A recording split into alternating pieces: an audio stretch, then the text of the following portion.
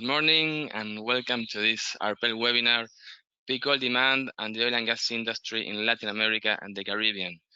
My name is Pablo Ferragut. I am in charge of the Sustainable Management area at ARPEL, and it is my pleasure to be the moderator of this very distinguished panel today. I don't want to take much time in the introduction, so I will introduce now the speakers. Jorge León, he is an economist and PhD expert in energy. He works for BP, leading the analysis of oil and gas supply in the office of the chief economist in London, UK. He is one of the main collaborators of two flagship documents that we use a lot, the BP Energy Outlook that he's going to present today, and the BP Statistical Review of World Energy. And he previously worked for OPEC. Alfonso Blanco is the Executive Secretary of the Latin America Energy Organization, OLADE, since 2017.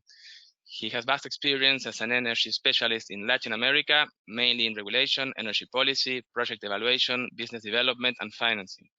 He previously worked as a consultant for the World Bank, IDB, CAF, and the UN. And he has occupied relevant roles in the government of Uruguay, leading multiple components of the Uruguay's energy transformation to renewable energy. He's an industrial engineer, MBA, and he has also postgraduate studies in economics. Mr. Arthur Lee is Chevron Fellow and Senior Technical Advisor in Climate Change in the Energy Transitions team within Chevron's Corporate Strategy and Sustainability Group. Arthur was founding chair of the ARPEL Climate Change Working Group. He has been involved in a wide range of climate change issues from the science to the global policy and business impacts from 1998 to now. He participates in elaborating the IPCC reports and being an observer at the Conference of the Parties since Bonn 1999. So he's really an expert on climate and energy issues. And finally, Felipe Perez, he's a chemical engineer. He's director of refining and marketing research for Americas, for IHS Markit, Latam downstream strategist. He has more than 15 years of experience working in the refining sector, managing projects to improve operational and energy efficiency, and doing strategic analysis for oil refineries. So we have a very interesting panel today for super expert speakers. So I would like to say welcome to them, and say thank you for accepting our invitation, and thanks to all the audience for joining us today. Well, the first one to speak will be Jorge, and before giving the word to him, I will say a few words about the dynamics. The webinar is divided in two parts. The first one will be quite traditional with 4 short presentations from them, and after that we'll have 2 rounds of questions, and by the end of the webinar we will have some time for answering questions from the audience. So please send your questions via the preguntas or question menu in your screen, not via chat. And well, and by the end of the webinar we're going to answer some of them. Well, and finally, let me say that you will have access to the video of the webinar and to all the presentations. We will send you the link after the event as soon as possible. So, well, Jorge, welcome, and the floor is yours. Good morning, everybody. First of all, many thanks to ARPEL for the kind invitation. Hopefully, you can see my screen now. Just confirm that you can see the presentation now. Can you? Yes, perfectly. Okay, fantastic. So as I said, good morning, everybody. Many thanks for the kind invitation to ARPEL. For me, it's a great honor to talk in front of such a distinguished audience today. So in the next 10-15 minutes, and I'll promise I'll keep 15 minutes fixed. I'm going to be presenting the 2020 edition of the BP Energy Outlook. We publish this report every year, and for this year was published a couple of weeks ago. And as always, it has attracted a lot of attention in the industry. And I always like to start my presentations of the Energy Outlook saying something that I think is really important and puts some people off, I would say. So I will start saying that all these scenarios that I'm going to present in the next few minutes will be wrong. We cannot predict the future. And what is more important, we know that we cannot predict the future. That's not the purpose of the outlook. The outlook is not done to forecast how the energy system is going to evolve. The main purpose of the outlook is to understand kind of the ranges of uncertainty that the energy transition will be, that we will be facing in the industry.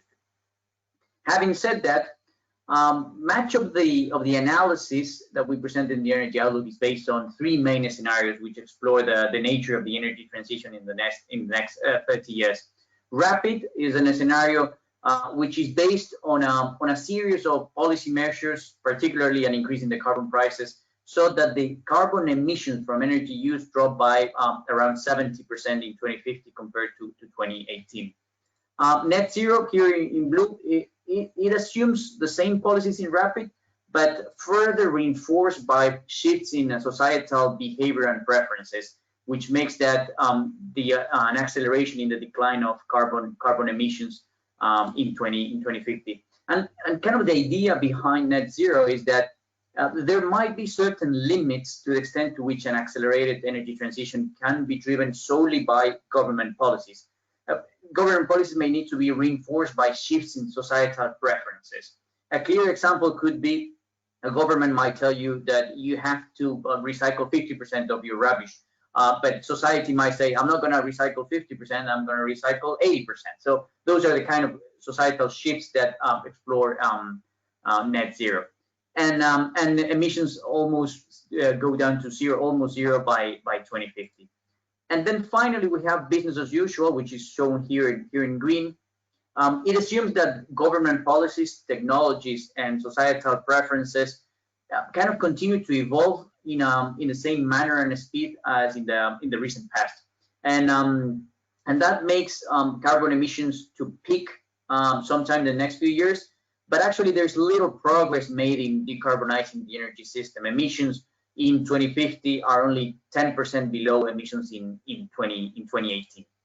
Now, what I think it's more important is these three scenarios. What does it mean in terms of global temperature rise? That's the important question here. So in this pink area, I'm showing you the IPCC scenarios that are judged to be consistent with maintaining temperature rise well below 2 degrees.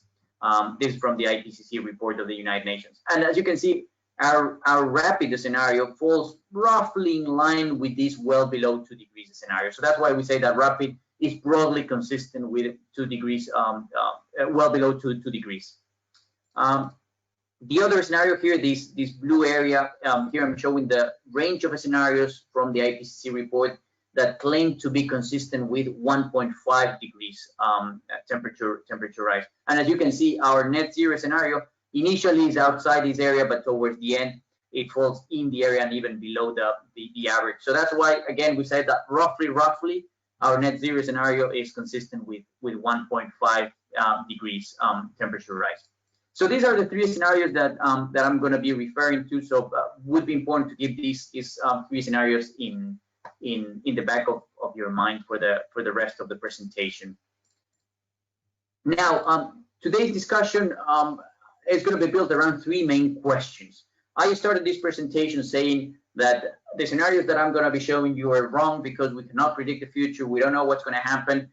So the first question is clear. What do we know? What is clear that will happen in the future, even though we have this different set of scenarios? What is clear? What do we know? The second question, which I think is very topical, is what is the outlook for oil? Has oil demand peaked? Yes or no? And does it matter? And finally, what does it mean for Latin American oil and gas producers, this new framework of the energy transition? So let's start with the first question. What do we know about how the energy system may change in the coming years? Now, I was thinking about how to answer this question, and one way of answering this question would be to consider changes in the energy system which are common across the three scenarios that I presented you. And I know that the three scenarios are completely different, but that's interesting because if I can find some features that are common in the three scenarios, that would give me more confidence that those features would materialize in some form or shape in the future. So in that context, there are three particular features that I think are worth highlighting that are common in the three scenarios. The first one is that the role of fossil fuels is going to decline in the future. Here, coal, oil, and natural gas. In 2018, they accounted for 85% of the global energy mix. In 2050, depending on the scenario, they drop between 20% and 65% in the three scenarios. Now, what is really interesting, and I didn't realize this until a couple of weeks ago when someone told me, is that in the three scenarios, even in the business as usual scenario, there is an absolute decline in the absolute level of demand for fossil fuels in the next 30 years. So this is entirely unprecedented. In modern history of energy, there has never been a sustained decline in the consumption of any traded fuel. And here we're talking again, we're talking about absolute demand levels falling. I know that the share of coal and oil has been declining over time, but not the level. But this is going to be happening in the future in the three scenarios. The second common feature is that the growth in primary energy is dominated by renewables. The share of renewables increased from 5% in 2018 to roughly between 20 and 60%, depending on the scenario. And again, what is really fascinating is that in the three scenarios, including the business as usual, renewables penetrate the energy system more quickly than any other fuel in modern history. So completely unprecedented. And the third common feature is that this growth in renewables is supported by the role of electricity. The world is continuing to electrify. In 2018, electricity accounted for around 23% of total final consumption. In the future, that share is increasing. So these are the three common features in the three scenarios: decreasing role of fossil fuels, increasing share of renewables, and growing electrification of the world. That's what we know. Now, there is another way to answer the question of what do we know, rather than identifying these common trends, is to ask how the structure of the energy system may change if and when there is a sustained energy transition. So I don't know when the energy transition will happen, but I think I know how the energy system might look like in an energy transition, and this is shown in this slide. Here I'm focusing on rapid, which is consistent with 2 degrees scenarios, 2 degrees, 2 degrees, temperature rise. The point here is not to focus on the precise profiles, because I know that they will vary across scenarios. Rather, I wanted to make a more generic point here and how the energy system might evolve if and when there's an energy transition. Now, the chart, as you see, starts in 1900, so it covers a wide span of history. And the point that I want to highlight here is that for much of modern history, the global energy system has tended to be dominated by a single source. In the first half of the previous century, it was coal. Then oil came. And now the future looks quite different, as you can see here. The energy transition in rapid means that for the next 20 or 30 years, the global energy mix is going to be far more diversified than previously seen, with oil, natural gas, renewables, and other non-fossil fuels all accounting for a significant share of the world population.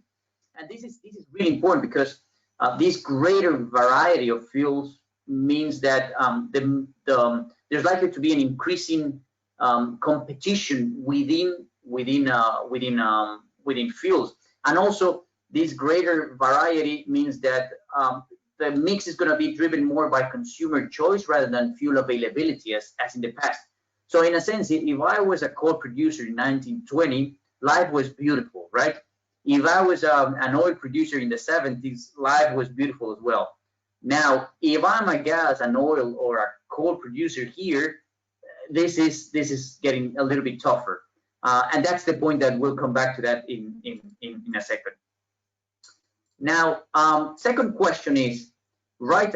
We've set the scene. We know how things might change. Now, what does it really mean for oil? Has oil demand peaked or no?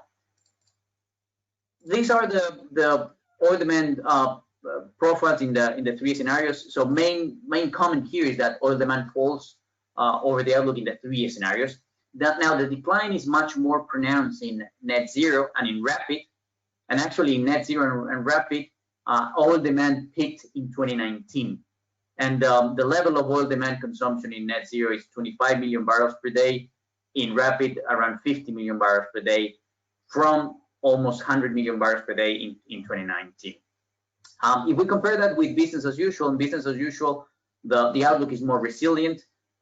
Oil demand recovers after the pandemic, recovers the pre-COVID levels, grows for a few more years, and then plateaus. And then only towards the second half of the outlook, there's a marginal decline, so that by 2050, oil consumption falls to 90 million barrels per day. Now, the key question in the industry is, has oil demand peaked, yes or no? And here, my view is always the following. First of all, I don't know if oil demand has peaked, and what is more important, I don't think it really matters that much. I think that putting a date on when global oil demand might start declining, I think misses the big point here. So first point, why I don't know if we've reached peak in oil demand.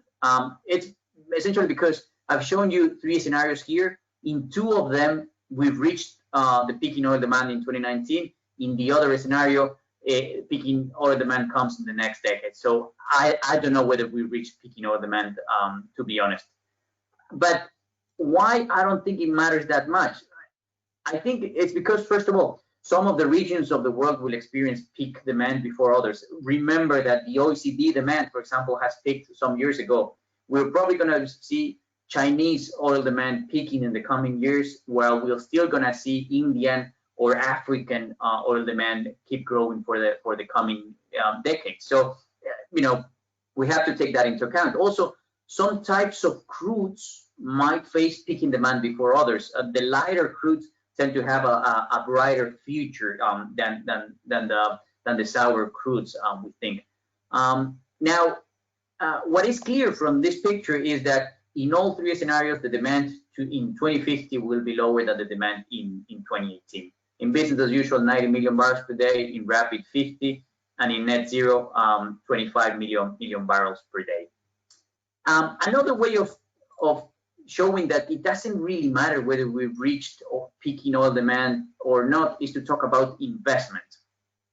And there seems to be this idea that in order to reach Paris, we need to stop investing in oil completely today. And I just want to show you that's not quite as how we see it. This is the graph that I've showed you on oil consumption, and I'm going to show you what would happen with the supply of oil if we stop investing in upstream production today.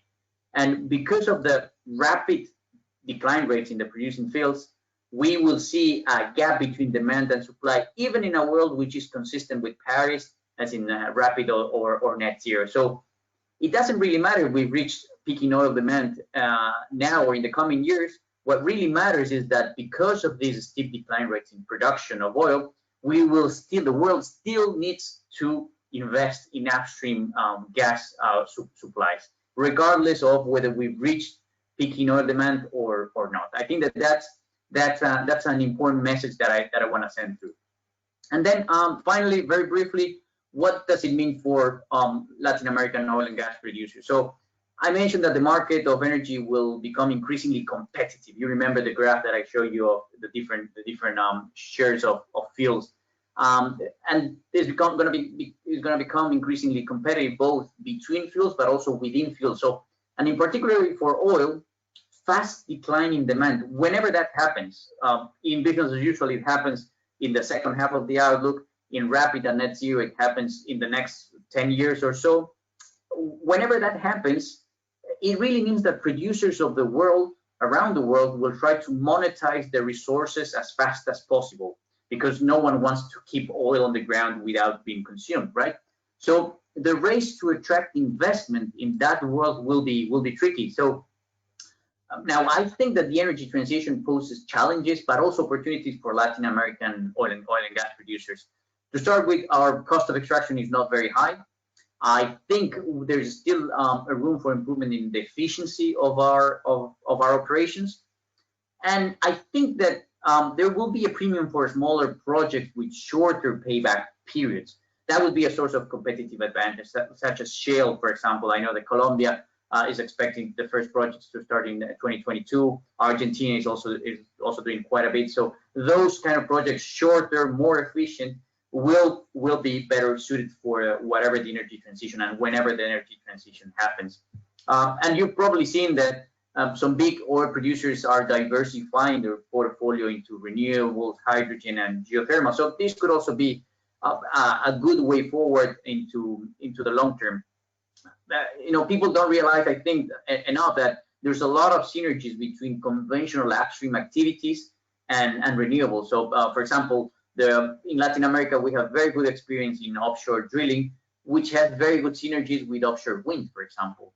There's also a lot of experience in biofuels in Brazil, in Argentina, and Colombia. And finally, one key point here I'm showing the demand of oil that I showed you and the demand of gas.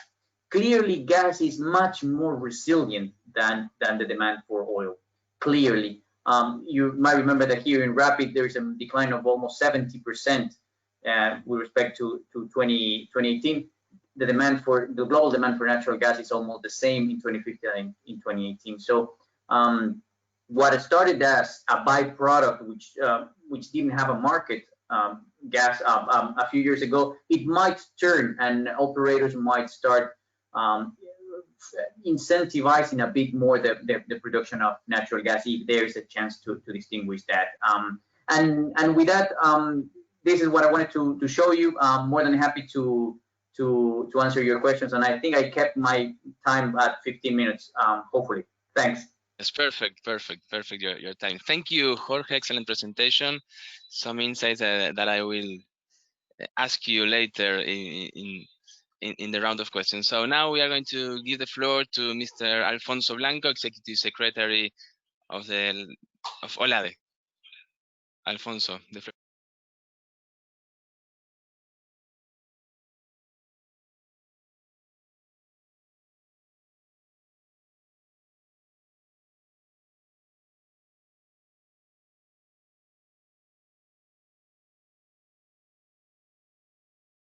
Alfonso, you are muted, I think. Well, thank you. Thank you very much. It's a pleasure to have this panel with our colleagues, and it's a pleasure to share this kind of activities with ARPEL. The relation with between OLADE and ARPEL is very important, and you know that. Can you see my presentation? Yes, we can see it, but maybe you can put it in presentation mode. Yeah. That's it. Perfect. It's okay. Yeah, perfect. Well, let's start. I was impressed with the presentation of Jorge, and most of the information that we are showing regarding the energy sector here in Latin America is very aligned with the conclusions that Jorge presented. And well, I always want to show this kind of chart, because I believe that this is a picture of the energy sector in our region, and you can see regarding the information that we processed for the year 2019 with the last information of 2018. We are presenting the new report next week for the year 2020. Well, our energy sector has 30% of the primary energy is oil in our region. The rest is 34% in our region is natural gas. We have a very low participation of coal in our energy matrix in comparison with other regions, but our region has a very important situation in comparison with the rest of the world. The participation of renewable energies in the primary energy matrix is higher than the rest of the world.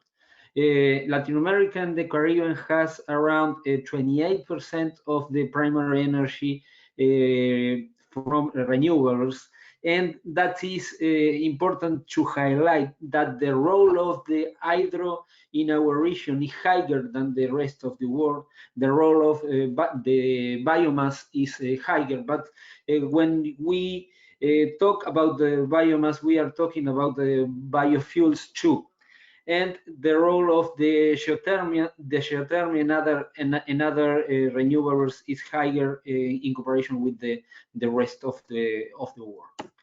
And what is the situation regarding the oil and gas sector in Latin America and the Caribbean?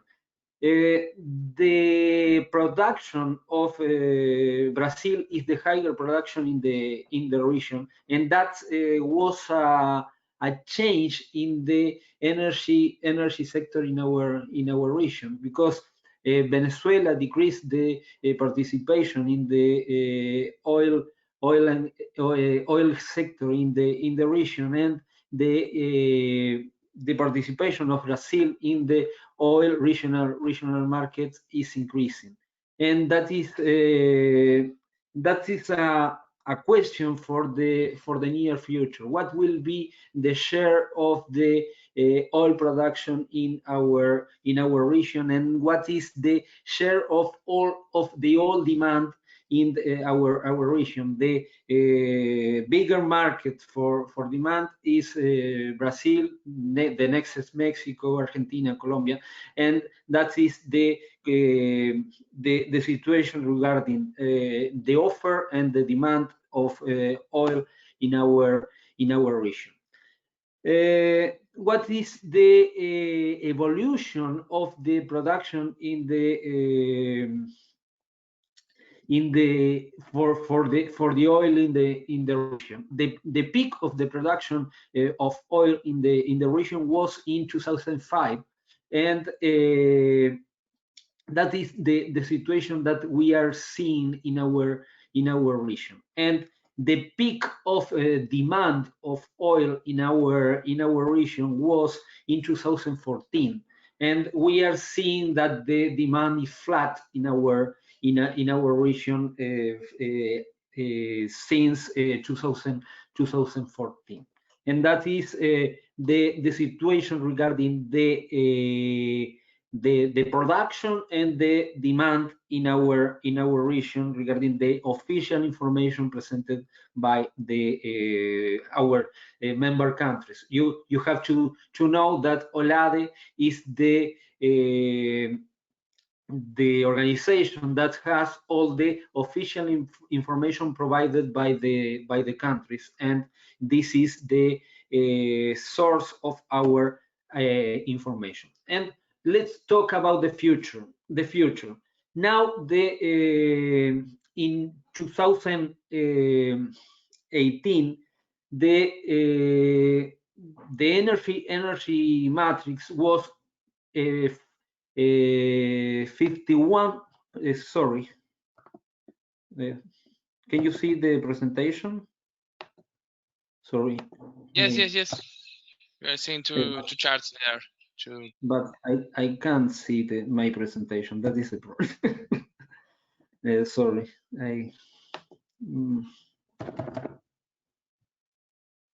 I don't know how to see the presentation, because I am seeing me but not the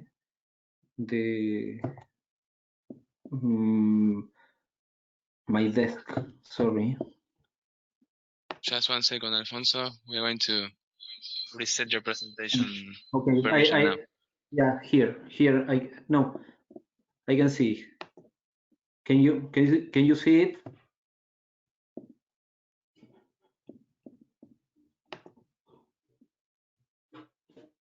We are seeing now. Yeah. Okay.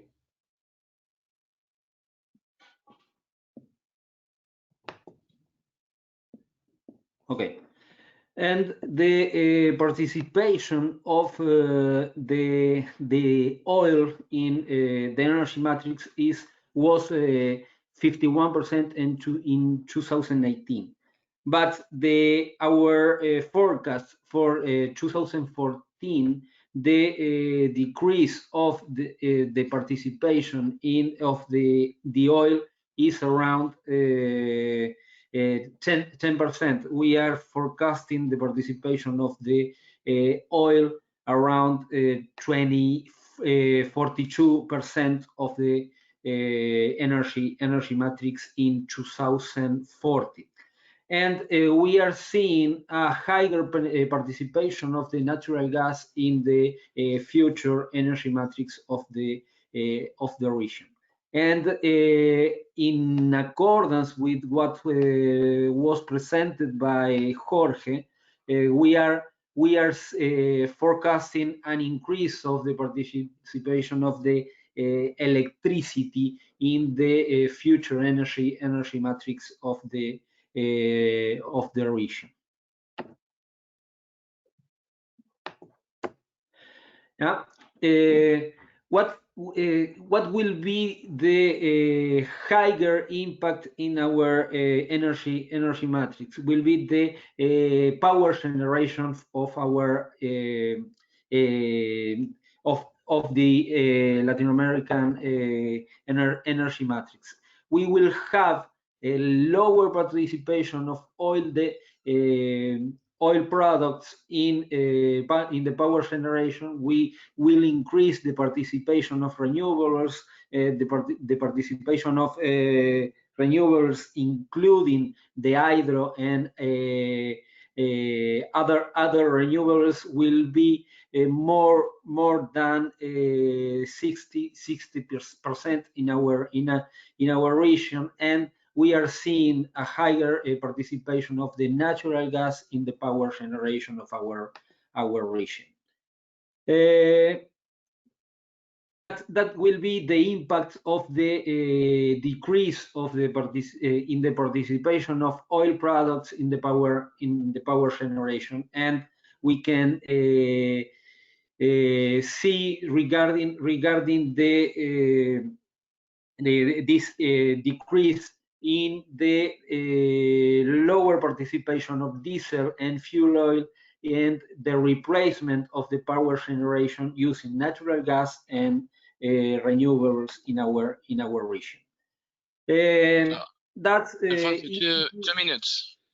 Okay, if we consider the projection of the internal demand of oil, and we will see the a decrease regarding the impact of the pandemic in the oil demand, and a recuperation of the demand after the pandemic. What will be the production? We can see an impact in the offer of oil, and we will see a decrease in the demand of oil, and a recuperation in the future. What are our conclusions? Considering the historic evolution of the internal demand of oil, we will have a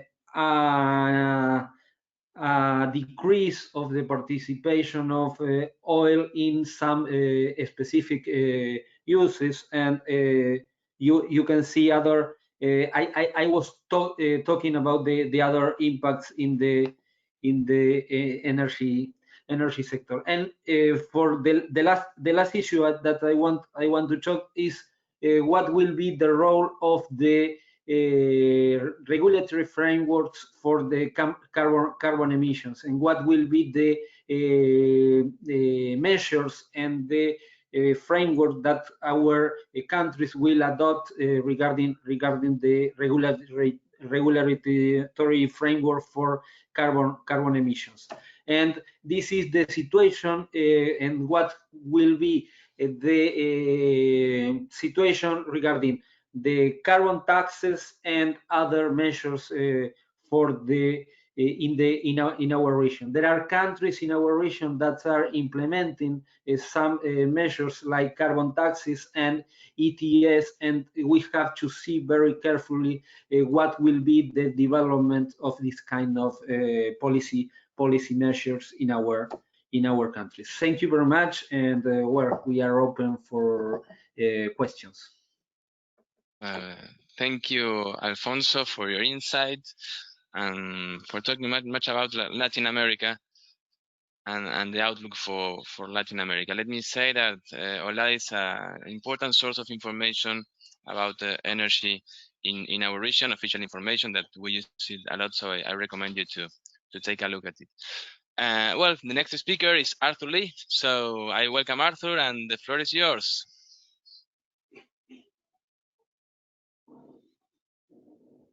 Thank you very much, Pablo. And if you can enable your camera. Yeah. Yes, we are seeing your screen. We are seeing it. Okay, you can see me now, I think. Yes, perfect. Let me get my slide up here, and you can see my slide.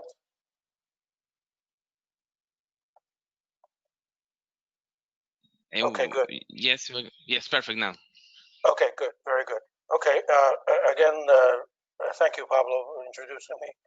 Arthur Lee, my name is Arthur Lee. I'm a Chevron Fellow and a Senior Technical Advisor in our Chevron's Energy Transition Team, which sits in our corporate strategy and sustainability function. And the title of my talk is exactly what this is. It is a title of the team that I'm in as well, and it is the Energy Transition Team. Okay, I cannot see my own presentation now. Sorry.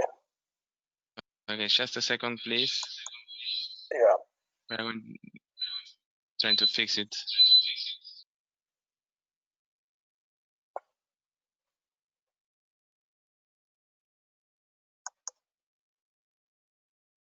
Okay.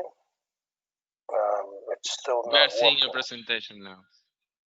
Okay, but I cannot see it.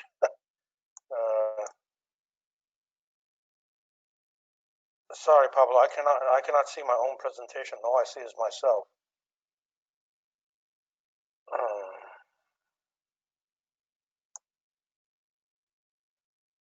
Okay, let's try again. If not, no, hold on. I can try to let me just show your presentation. No, that's okay. Let me do this. Okay. All right, I can see my own screen now. Thank you. So that's okay, Pablo. You don't need to do this. You can see my presentation, right? Not now. Oh, not now? No. We are giving you permission again to share your screen. Okay. Can you see it now? Yes. Okay. All right. Good. Sorry about that. Okay. So thank you for inviting me to share this. I am in the, as I said, in the Chevron's corporate team that is looking after these issues. In fact, it is very much like I think for my colleagues at BP, like Jorge said, it is a top of mind, as we say, top of mind in the company in terms of the energy transition. That's why the group that I'm in is called the Energy Transition Team. Now, I just want to remind everyone that the kind of options that we have as companies, as an industry, and even as a society to reduce emissions. And I think I very much in my next 3 to 4 minutes focus on actions and the actions that Chevron is taking. And so the kind of actions come from a whole set of options that we could explore and also, in fact, execute. Now, this curve is what's normally called a marginal abatement cost curve. It really shows from left to right on the horizontal axis the kind of emission reduction you could aim for, and you could also potentially get with the various options. So the width, basically the width of these bars, these bar charts, will be the kind of emission reduction potential that you could have from each option. And the vertical axis, it's what the cost is, or the amount of investment you need to make in that particular option. So this marginal abatement cost curve, actually, I just want to make sure give credit to the source, is from very much from McKinsey. And this McKinsey cost curve is well known by itself, but more generically, it is what's called in our business the marginal abatement cost curve. And you can see that there are negative dollars here, or negative euros in the vertical axis, and that means that for many of these options, even though they may be small, they could be the kind of options where resources are conserved, and also, in fact, like natural gas, for example, if there's fugitive emissions, then these fugitive emissions are reduced, and of course, then you can sell more of the natural gas, and you get a revenue from that. So then the cost is in fact a negative, which means the payback for it would be very, very fast, and you actually can profit from that, including energy efficiency, such as in other industry, or electricity from landfill gas, etc. In fact, I could talk a little bit about that in what Chevron is doing there as well, in electricity from methane generation generated from dairy farms, from cows. Okay, and on the right-hand side, as you can see, there are more expensive options, and these expensive options, of course, include solar. But at the same time, of course, we do recognize that the cost of solar panels have been coming down rapidly, and so this curve here is going to be fairly dynamic. This marginal abatement cost curve, but so on, and we have other options such as CCS. What CCS stands for those of you who may not know, would be carbon dioxide capture and geologic storage, and also sometimes is called CCUS, and the vintage of this curve might be several years old. The field of CCS is now often called CCUS, the U standing for utilization in English. So there's CCUS, which is of course a higher cost on the right-hand side here.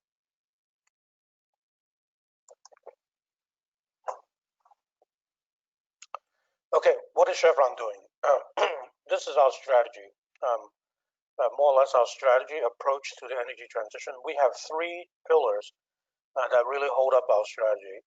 And the pillar on the left has to do with reducing emissions and producing oil and gas in a very efficient way. And these are targets that we have set for ourselves. Chevron has set for ourselves since 2018, while using the baseline of 2016, and we will achieve these goals, these four goals, in the upstream in 2023.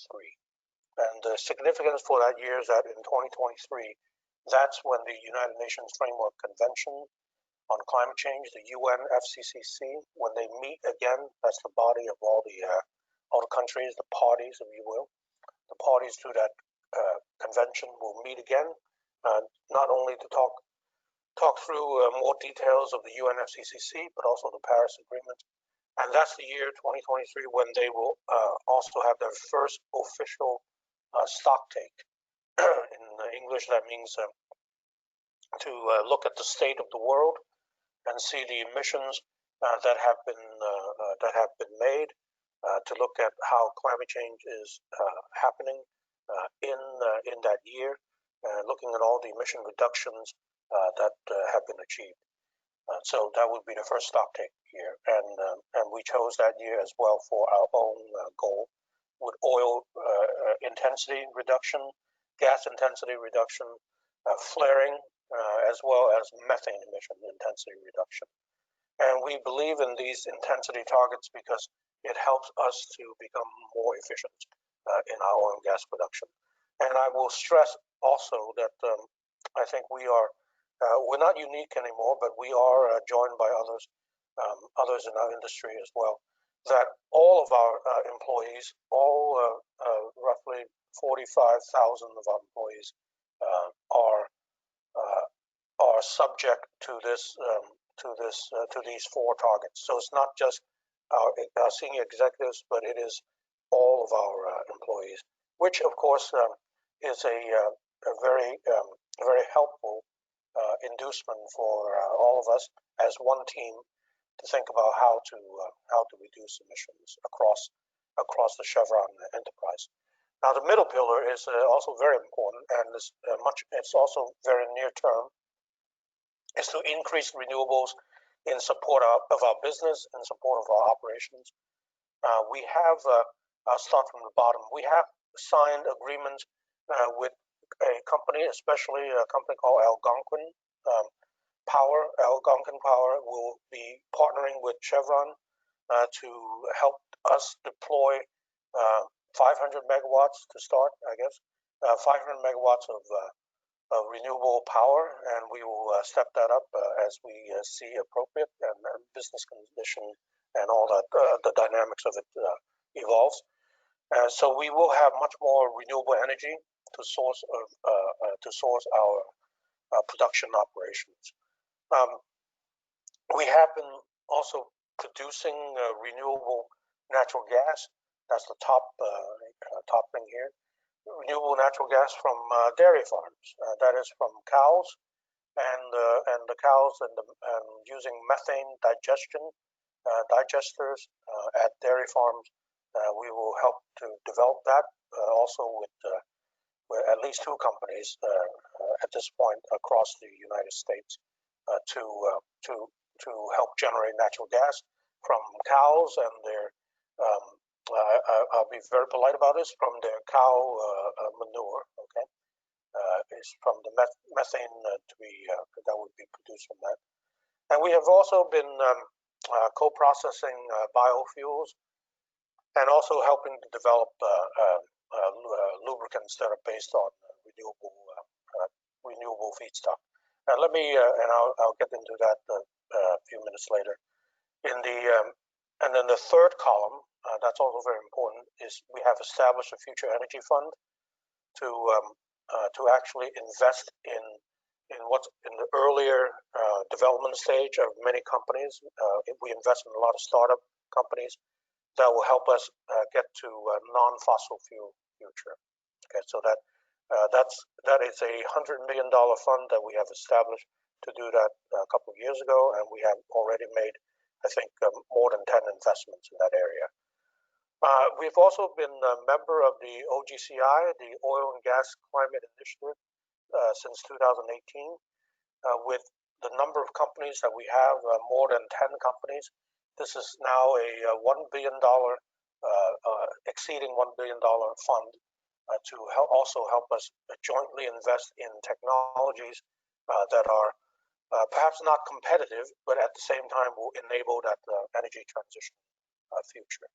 Okay, so that's also a $100 million commitment from each company for the next several years, and certainly for us for the next 10 years. And let me just give you some more numbers. I've already highlighted the 3 pillars here on the lower right here. Just give you some more numbers. $100 million, as I said, OGCI, and we've already invested in more than $1 billion in carbon capture and geologic storage, both in Australia and Canada.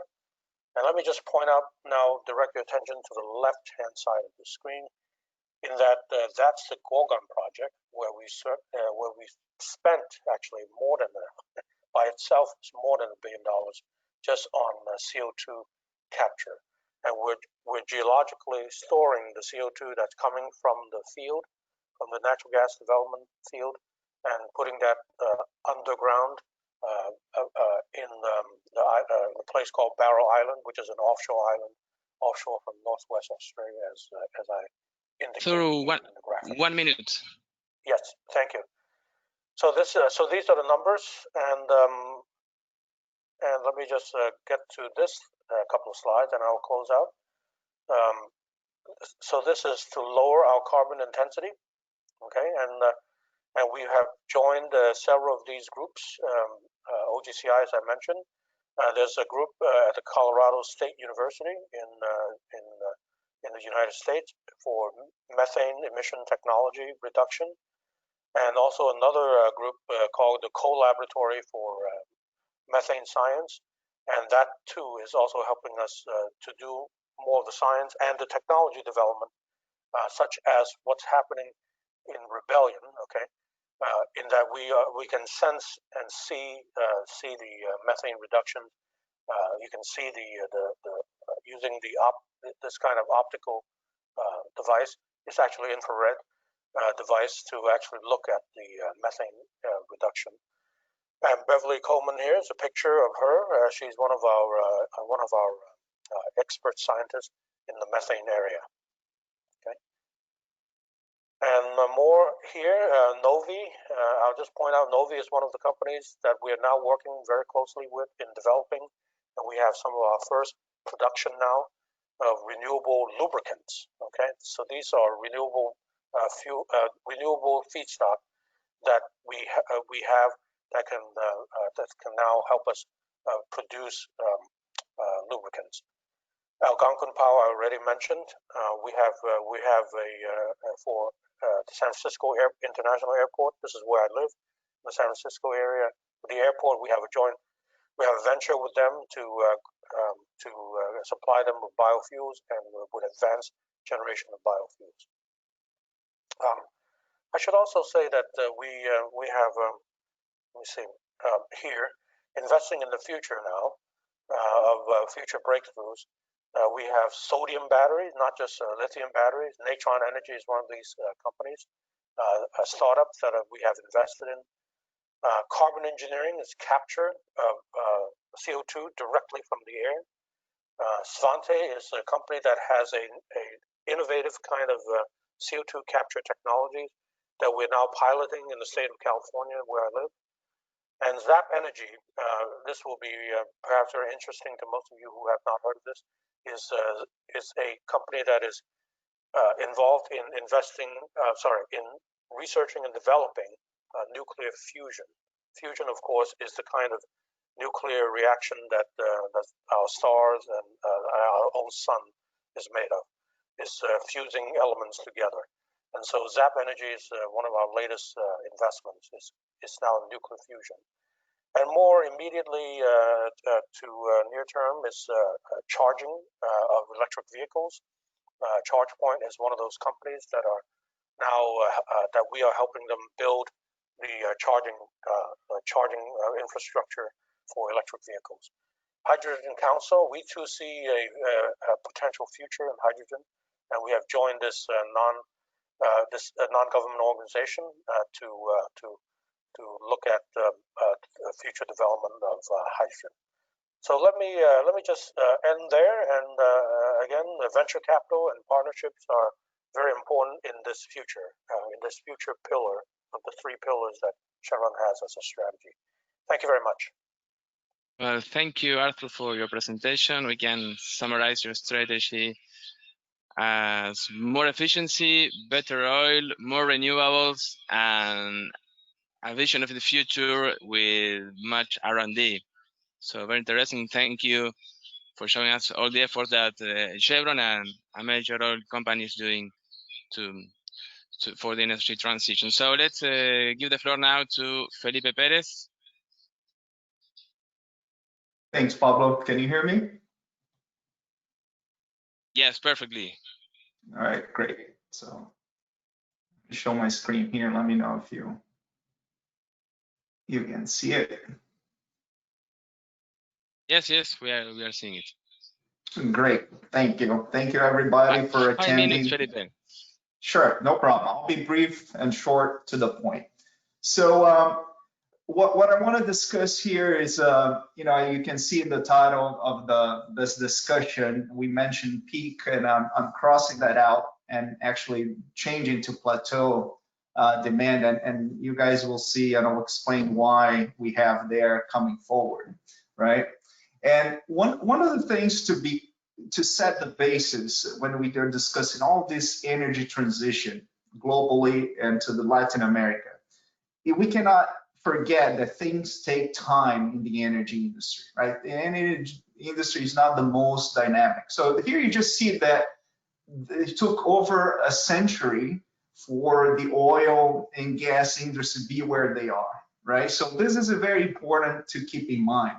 And the other thing too is that, there's a lot of nuances in terms of changes in technology that makes things move faster. I'm going to refer to that briefly when we move forward here in the discussions. So we already saw some of the scenarios, and here's just to put a little contrast and why we see more of a plateau than a peak demand.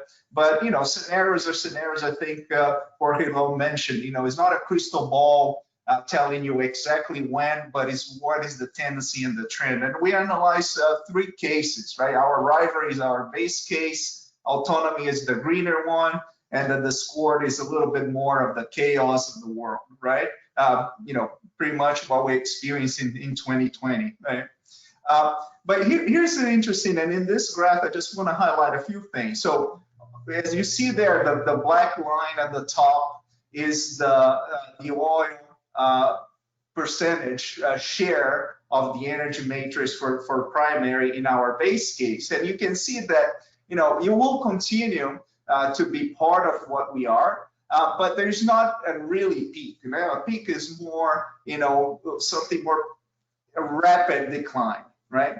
The other thing to highlight here is the share of natural gas. So natural gas, there's a lot of discussions on renewables and so on related to the CO2 emissions, but you can see that natural gas is a very important player to that.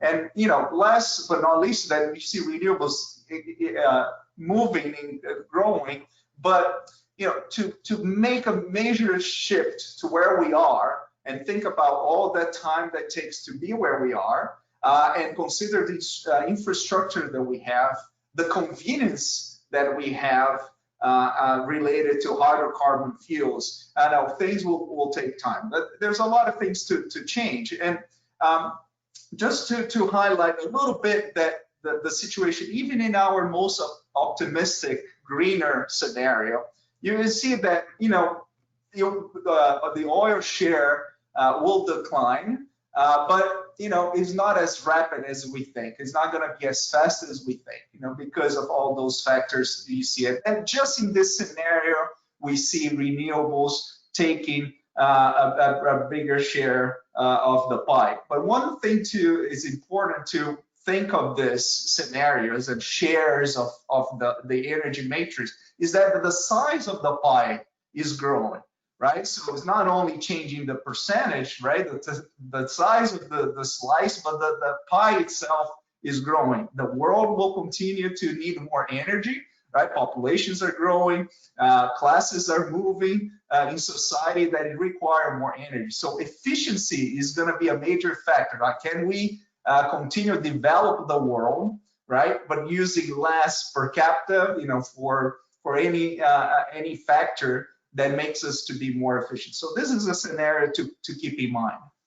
Now, looking at Latin America, IHS market view is that Latin America is not going to peak anytime soon in terms of hydrocarbons, just considering the energy matrix. the developing economies that we still have in the region. Although there is policy efforts, and Latin America is not isolated of some of the trends that are happening globally, but we don't see that happening yet, right? And I'll mention the refining sector, that you will see that things stay behind. And this depends a lot how the industry is organized in the region, right? As we know, it's very dependent on national oil companies, and they are not most of the time the fastest in decision making, the more efficient in using the capital, and it has that political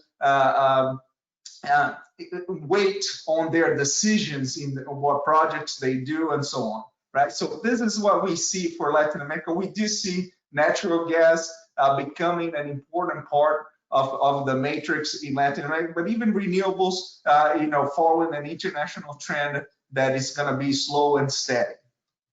Now, as I mentioned, if we look at the main countries in the region and look here at refined products demand, there is no peak. There's some type of slowdown, for example, in the case of the larger market that is Brazil.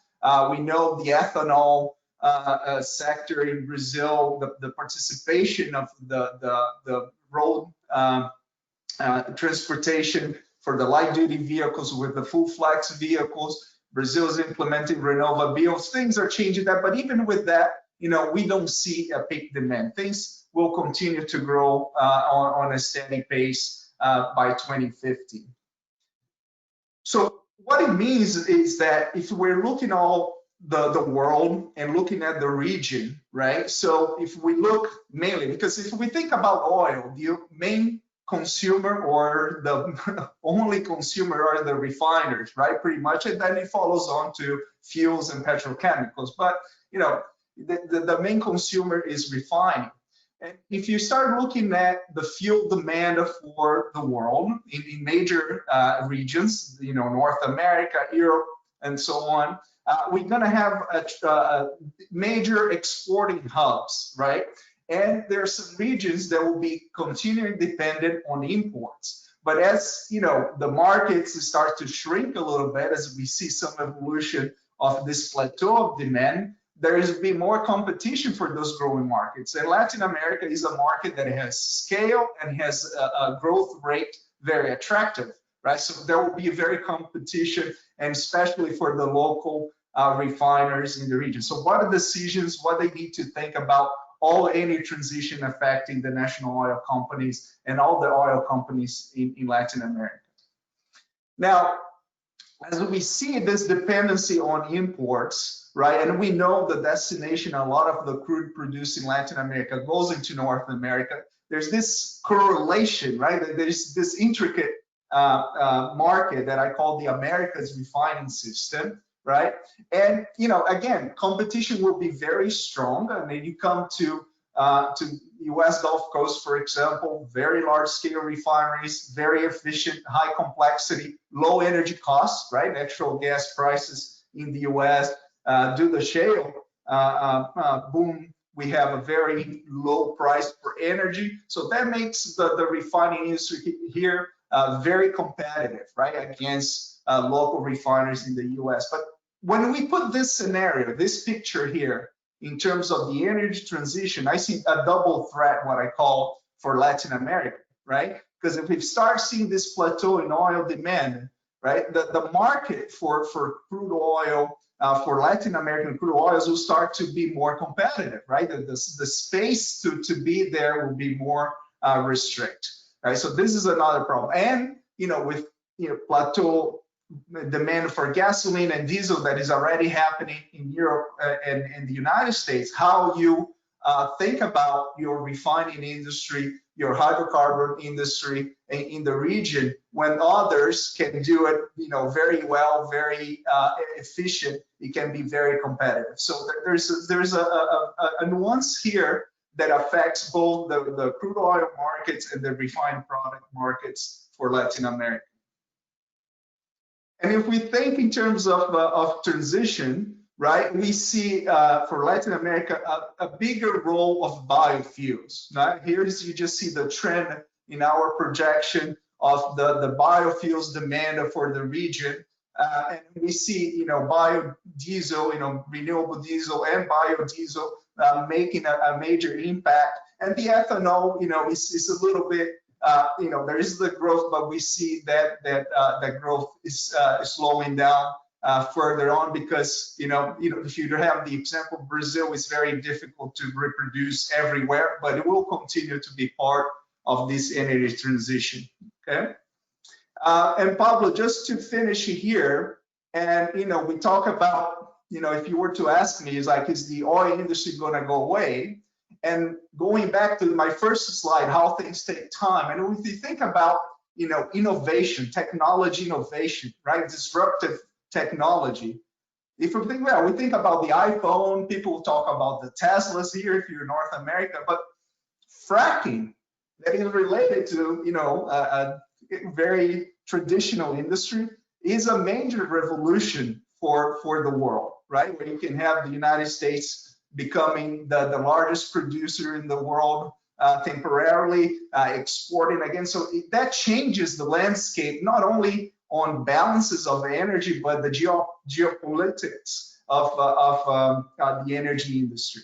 So oil industry is not going to go away. I think this is a good sign, but there are changes that are happening that I think Latin America is still behind. If you think about, look at the profile of projects in refining, it's still very focused on fuels, right? The energy policy is slowly catching up, right? But the industry is not following. Bringing the infrastructure, the political stability to attract investments for those chains. But if you look globally, and you need to put Latin America in this context, the train has departed the station. We are going through a change, right? So we see the major integrated oil companies in the world in the last 10 years, they have returns on their capital employed below 10%, like single digits, right? So this is a economical change. And you see that the society, requesting more on environmental responsibility and policies. Like policies will continue because we are understanding more and more the impacts that will affect all of us, not one region, Latin America by itself, but the whole world. So things are changing faster in some areas, slower in all areas, but there's a major change that Latin America needs to catch up. I think my final message here is that Latin America needs to stop thinking that things are going to be okay no matter what you do and just follow course. No, things are changing and you need to be aware of that. Well, thank you, Felipe, for your insight. I'll ask you to enable your cameras. We're going to start now with the first round of questions. And well, my first question is to Mr. Alfonso Blanco. And it is the following. We have recently listened to many countries and oil companies even announce their commitments to be net zero emissions by 2050, but not much in Latin America, really. So do you think this trend is going to be followed by Latin American countries in the short term? And how can this affect the oil and gas industry in the region?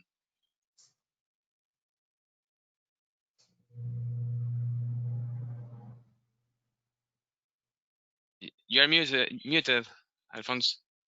The mic, please.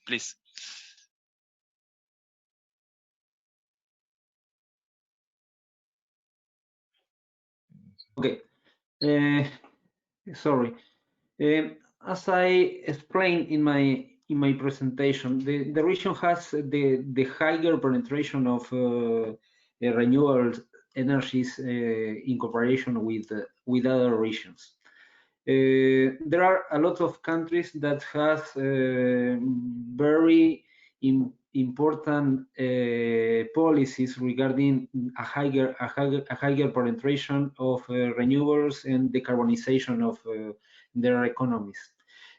But the situation in comparison between countries here in the region is not the same. There are a lot of countries that are very developed in the in the implementation of policies regarding the decarbonization, but there are other countries that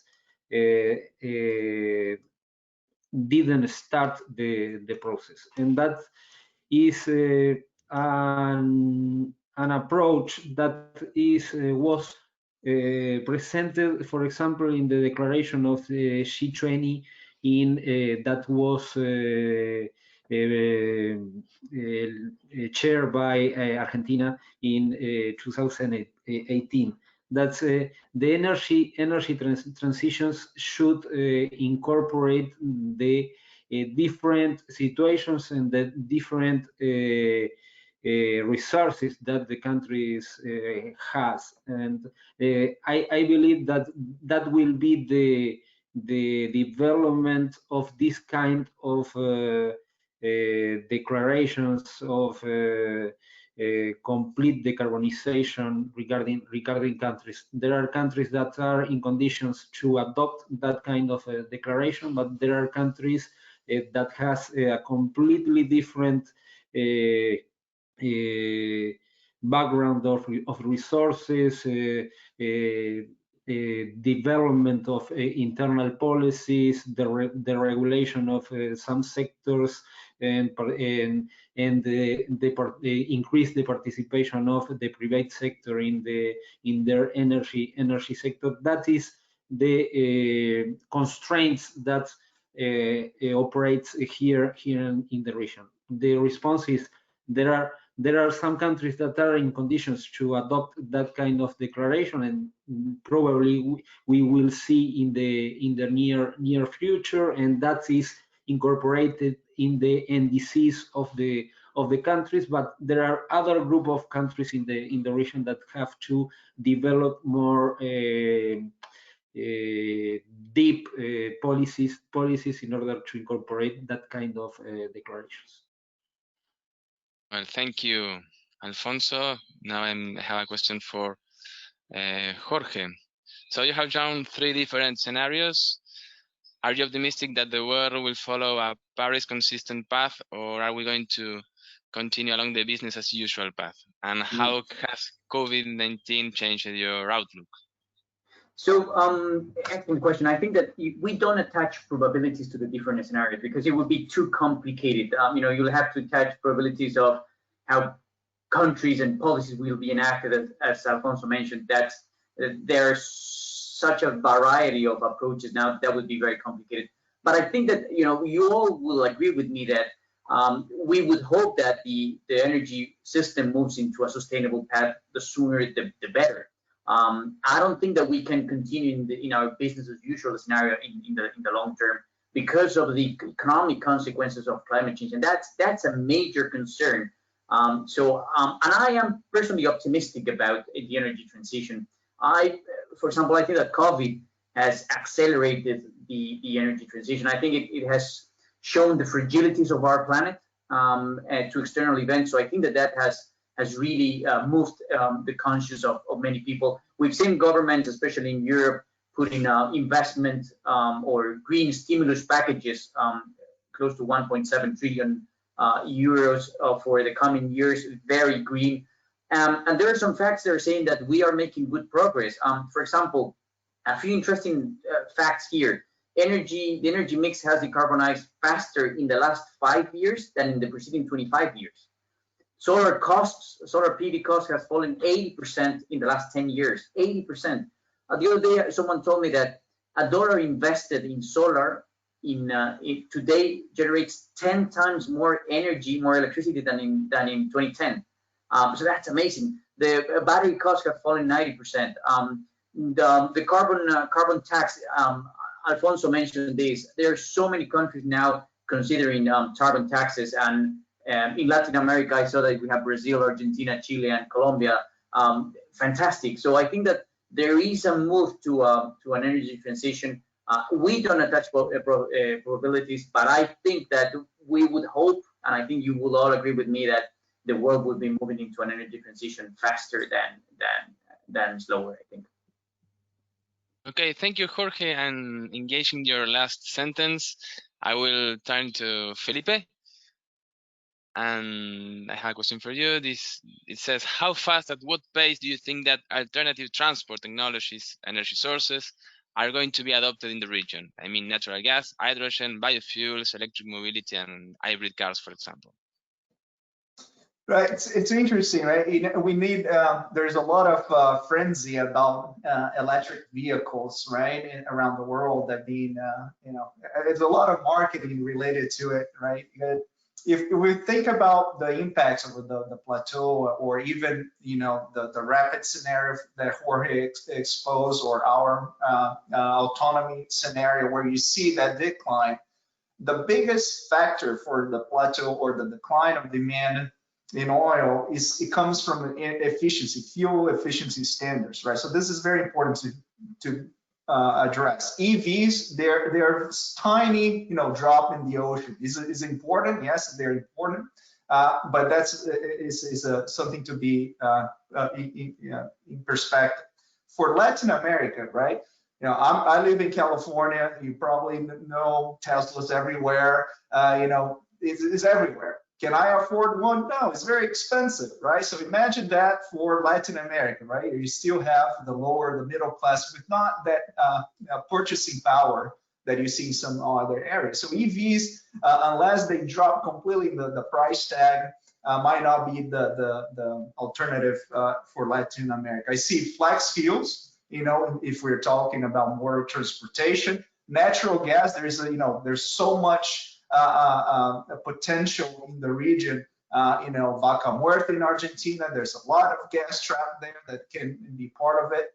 There's a lot of gas to be developed in Brazil. So the region has a lot of potential in that. And I believe the other that will play a role is in terms of the renewables is solar and wind. I think the region is privileged in terms of resources, in terms of that makes it like sun. In Brazil, the joke is like you never see the clouds, right? So you have that potential to develop that. So I think those technologies or energy sources will be the role. Others like hydrogen, EVs, I think we are still far behind that, considering the profile of the society and the types of investments that you would need for that. Okay, thank you, Felipe. We talked about alternative technologies. I would like to ask Arthur about oil, and how is the oil that we are going to consume in 10 years? It is much better quality than the oil we consume today, for example. So, Arthur, what do you think about this? Yeah, I think I just want to come back to what I've said already. I think the production, the kind of operations that we all need to do, including, of course, Chevron, as I stated earlier. The first pillar, that left-hand side on the slide that you saw, is really about efficiency and much more efficient production of that oil and gas. And I think that is going to be our not only near-term, but also a little bit longer-term future, is that we need to be much more efficient in how we produce that oil and gas with lower emissions all the time. And I think that that comes back to the mantra, I guess the right word is in English is mantra for our company, is that not only will our production and the energy we provide will be affordable, also has to be reliable and ever cleaner. And I think that ever cleaner part, at least in the near term and even in the long term, this in the portfolio has to be much more efficient, with no more flaring, and with or I should say less flaring, less methane emissions, and certainly the energy that's used should be a lot lower for oil and gas production. And then that's what we build on to have the more intermediate future of some of our renewable energy in the operations as well. But that too would lower the carbon footprint of our production operations by having more renewable power to actually source supply those production operations. And then coming back to then the longer term is looking for the breakthrough technologies, some of which we discussed already. Certainly more electrification, and we want to play in that investment area as well, and we have. And so we're starting in that area with even electric vehicle charging stations, and also from that to renewable lubricants even for vehicles. So that's more of the how we as a company see it. And I think in the evolution of our industry, that has to be the case, that we have to be more efficient, as Felipe mentioned, and others also mentioned, that we have to be more efficient near term and also a longer term as well. So, thank you. Okay, thank you, Arthur. Well, now let's talk a little bit about economic recovery and markets and the energy transition. So this question is for Alfonso Blanco. We all know that the oil and gas sector plays an important role in the economy of many Latin American countries in terms of contribution to GDP, fiscal income, investment, and exports. So in a scenario of an average GDP fall around 8%, as the IMF stated in the October outlook, because of the COVID-19 crisis, which role do you think that the oil and gas industry is going to play in the economic recovery and in long-term development in Latin American countries? Well, in the region, we will have a decrease in the GDP between 3% and 15% in some countries, and the countries in the region that has more impact of the COVID will be the group of countries that are oil producers in the region, and we have to have this context in consideration for the Latin American and the Caribbean region. And I am aware about what will be the package of policies in our region in order to have a very active actions for the recovery in the region. And we have to know that our region doesn't have the financial resources for anti-cyclic non-cyclic political anti-cyclic policies and fiscal policies. Yes. Yeah, and that will be a very huge constraint for our region. And I believe that if we have the oil and gas sector as a part of the economic recovery in our region, will be very important. I am convinced that the role of the natural gas, all the panel talked about the role of the natural gas in the near future, and we have a lot of possibilities for the natural gas and increase the participation of the natural gas in the region, and use the natural gas as a accelerator of the energy transition and decarbonization of our energy matrix. There are a lot of possibilities regarding the energy integration using the resources of natural gas in our region, and we have. I am convinced that we have to have active policies in our region to work in energy integration and incorporate the natural gas in the integration of the region. And we have a lot of possibilities regarding the decarbonization using natural gas for our region. I was talking in the backstage that if we only the substitution of all the power generation that are using coal and oil products in the region, and if we use natural gas, combined cycle natural gas power generation, the effect in the greenhouse gas emissions in the region will be similar than have 20 millions less cars in all our region, and that will be very high impact in the if we can introduce active policies regarding the decarbonization using the natural gas as an accelerator of the energy transitions in the region. Thank you. Well, I will ask a question to Jorge. Let's try to be very quick answer, so we have time for a couple of questions from the audience. So, Jorge, what are going to be the competitive advantages of upstream producers in a world of falling oil demand?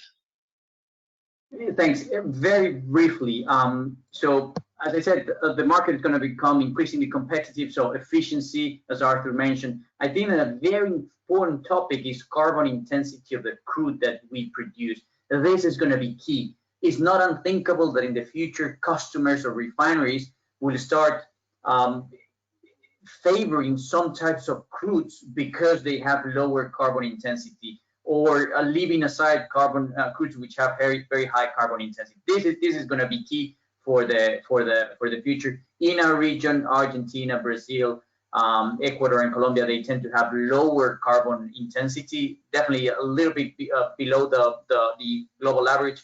There are some countries as Venezuela which have very high carbon intensity of crude because of the nature of the production there. So that's going to be a little bit tricky, but those are going to be especially the competitive advantages in the future.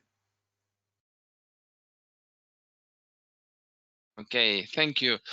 Well, Felipe, I have a question for you. You know, we need policies to induce behavior. But we need changes from the demand side and from the behavior of consumers. What do you think about this? Yeah, so it's a lot of, I think one key for Latin America or any other region is education, right? So we need to invest in education to understand complex problems like, energy transition, global warming, and so on. And so you can do a lot of marketing around a certain product, but if there is a role of the governments and policies, is just think of education, right? I'm biased, kind of based on facts and science. I think this is important. We're lacking that in some parts of the world. So the new generations are changing, right? Technology are changing, the way we relate to mobility, right? So we're changing that. Things are changing, and they've been changing, but just take time, right? So policies, education, perception of the public will happen. So I think this is the way to go to incentivize it. And I think all the panelists here is the role of efficiency, right? Energy is vital for the world. We're gonna need energy no matter what if we're gonna have the comfort we have and where we got, in this world. But we know there's consequences too of using energy, without thinking of what happens after, right? So I think that those things will connect each other to make us be more respectful and mindful, and still make money. We still need to make money. Latin America needs to make money, but I think there are ways, and the world is changing in that direction, right?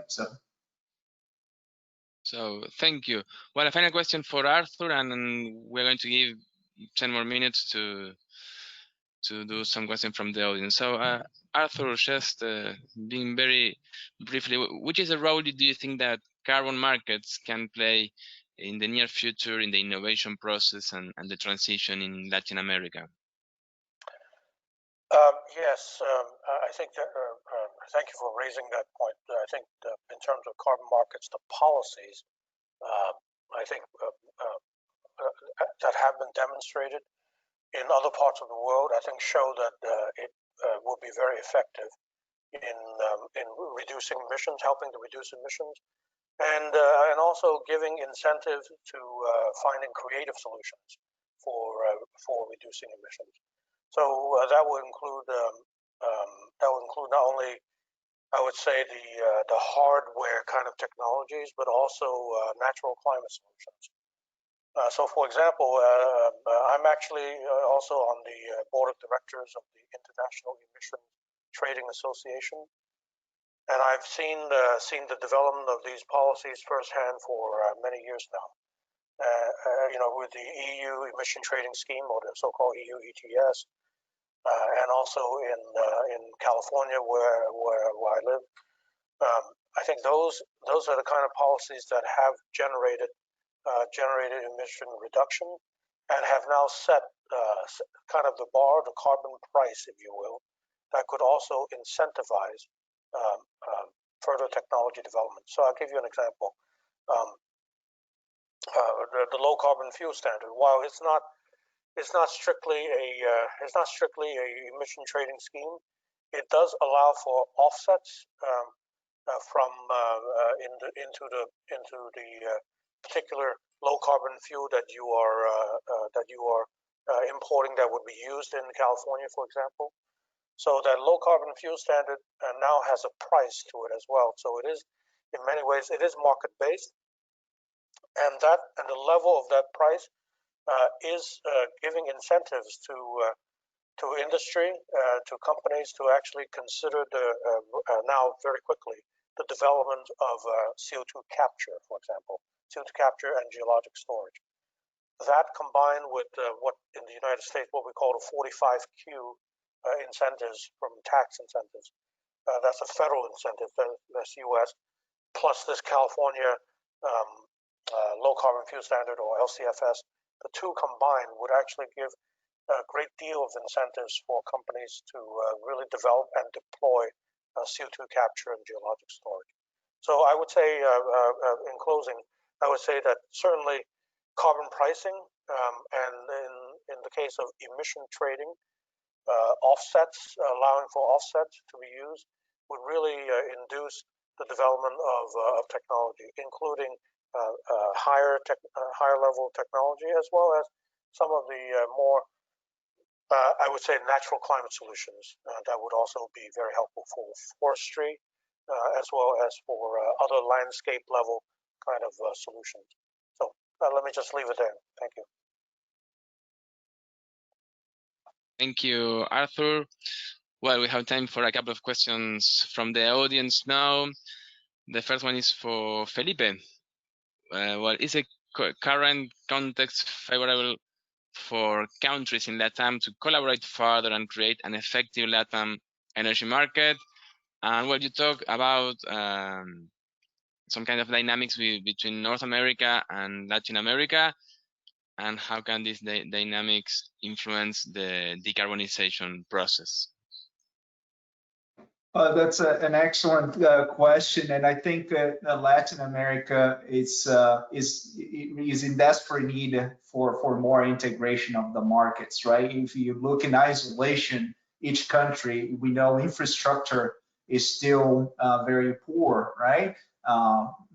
Oil pipelines for oil, for gas, the infrastructure for the power grid, and so on. So I think there's a lot that needs to be done on the country level, but regional, right? Integrate markets and create a strong market in Latin America. The biggest question is how stable the political landscape can be in the region, right, to sustain this collaboration. And unfortunately, we've gone through a period that countries kind of, are more isolated and just thinking on their own issues, but there are global issues. And then you need to look at the Americas, right? Of course, there's a tremendous interest on, on the crude oils that come from Latin America coming to the United States. They fit very well. The kit, the refineries that are here. So this trade is beneficial, I think, for both sides if you approach with collaboration and find solutions. And this is just talking about the oil industry, right? There's so much more that can be done when we think, we think about ethanol, right? There are basically two producers that are significant in the world, is Brazil and the United States. And how can you create more markets in the region or globally using the experience of the Americas? And it goes on for all the alternatives. I think there's a lot to do. We need to move away. I think the final message here is that Latin America move away from, the old thinking. We need to be self-sufficient. We need to produce our oil, refine in our refineries, buy a national oil company. This model is very dated. We need to move forward because the world is changing. Well, Felipe, excellent answer, and it's very linked to the other question we have selected from the audience, which talks about energy integration, and this is for Alfonso Blanco. In the case of the increase in natural gas consumption, do you see regulatory challenges that must be met regionally? So, for example, homogeneous regulation in different countries, standardized transport rates, agreement between countries, development of infrastructure. Well, what do you think? Well, now we are starting the process of energy integration for the electricity sector, and we are working in the region. There are some electric markets operating in the region. The Central America market is operating, and there are two initiatives in the region regarding the electricity markets. That one is the Andean region, that is the CISNEA, and we are starting the platform for the electricity markets in the Southern Cone region, incorporating Argentina, Uruguay, Brazil, Chile, and Paraguay. But the problem that we are facing in the electricity sector is the same that we will have in the integration for in the gas integration. We are not interested in the for example, in the Southern Cone. We know that it is impossible to have the same regulations between countries. The idea is to create the commercial basis for the power exchanges between countries, and the incorporation of some methodologies for the power sector in order to use the transport system, for example, in Argentina, to export electricity from Paraguay to Chile. That is the framework that we are working with the countries in order to generate integrated electricity markets in the region. And the approach that we are thinking for the natural gas is very similar.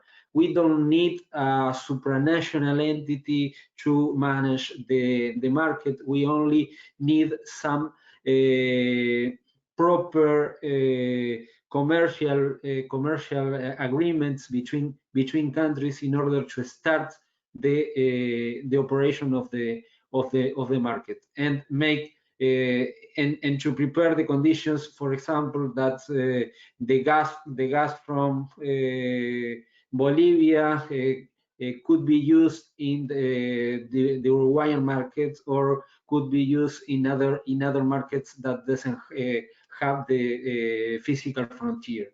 And that is the the idea that we are presented to the countries in order to create a platform for the gas market integration. We have the platform for the electricity, and the idea is to move forward in the creation of integrated gas markets in the region. So, Alfonso, thank you for your answer. Well, I'm going to ask you final remarks, 1 minute each. Before that, I would like to mention that all the attendants are going to receive a survey. So please answer, because it's make us improve and do these webinars better. So first, Arthur, your final remarks, 1 minute. Okay, no, thank you. Be very brief. I think for Chevron really comes down to the words affordable, reliable, and ever cleaner energy that we must have. So that comes to the technologies that we will develop in the longer term, even in the near term. The oil and gas that we will produce will have to be much more efficient, and also then even starting now. To have more renewable energy in our own operations, so that carbon footprint will be significantly reduced. And so that oil and gas will look very different in the near term as well, that production. And in the longer term, we're really investing and looking for those technologies that will help us into the longer term future of a much lower carbon, including hydrogen. I'll emphasize that as well. So I'll leave it there. Thank you. Thank you for inviting me. Thank you, Arthur. Now, Alfonso, your final remarks. Well, thank you. First of all, thank you very much for the invitation. For that, it's very important to have this kind of dialogue between organizations, and we are very interested to develop this kind of dialogue. Well. I am convinced that the region has a lot of possibilities in order to develop the energy sector and increase the energy transitions in the region. The most important challenge that the region has is to have similar conditions for all the Latin American countries. There are a lot of differences between countries, and we have to work a lot in order to develop better energy policies in the region, better planification, to have a very clear perception about the future of the energy sector in our region, and we have to work a lot in that.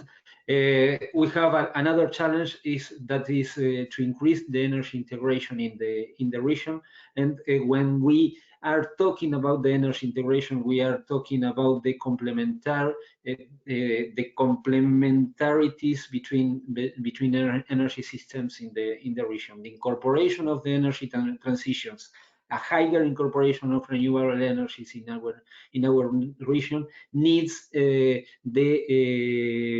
incorporation of the concept of complementarity of the energy systems in the region, in order to be less isolated than Felipe remarks, and that I believe that that is an important challenge. And the third issue that I want to highlight is that we have to work a lot in innovation. There are a lot of possibilities regarding the oil and gas sector in the region.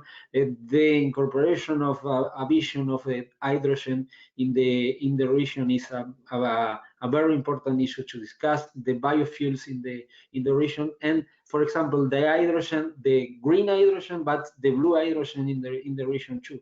And we have a lot of opportunities, and we have to invest a lot in innovation in our region, and create